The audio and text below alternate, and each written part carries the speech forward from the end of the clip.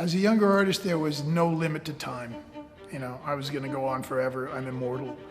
I can get to this idea later on. I can do this one later on, and I'm working on this one now. Over time, things reveal themselves because you don't know what's going to happen. You can think that you're going to go through phases and it's predictable, but age is an ally. And what I have really found out from being this age is that there's not enough time to complete my ideas, and my ideas are coming faster and faster every day. I have no explanation for that, except I know that other artists have the same dilemma. You know, all the things I want to do, I would like to do all of them, but I have to be very careful about what I select to do because I have X amount of time. We live in a world of, to me, where everything is alive. Everything has a potential kind of energy that may just sit there and exist, and once you activate it, it becomes something else, and we regard it differently.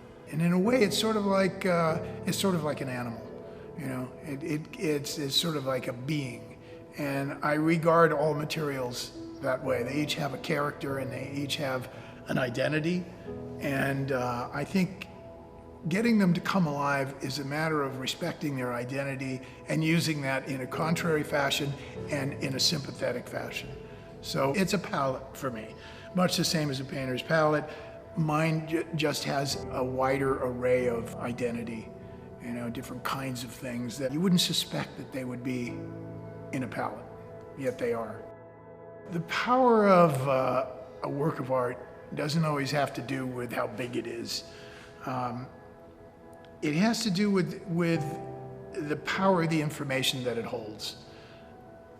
Scale is something in sculpture that I think my daughter, I gave her this little sculpture. It was an inch tall, and it, to her, was monumental. A monumental work of art is something that carries the bones of importance, and it has an effect on its audience because it's speaking to something that is not ultimately clear. Look, I mean, the truth is I'm on a mission. I got like that, you know, maybe 15, 20 years ago. I realized that I have to complete certain things. I have to push things to a place they've never been or that I even considered. I think that what I do has a position in the universe. I'm a big proponent of public art because it's a teacher. It's a wayfinder, it's an icon, but it's also a teacher of things we can't understand. We're going by that and they go, what is that supposed to mean? That's a great question. That's all it takes. You know, that's a satisfaction for me as an artist with a public work. If somebody asks a question like, you know, or tilts their head, that's fulfilling. You know, I think I've done part of my job.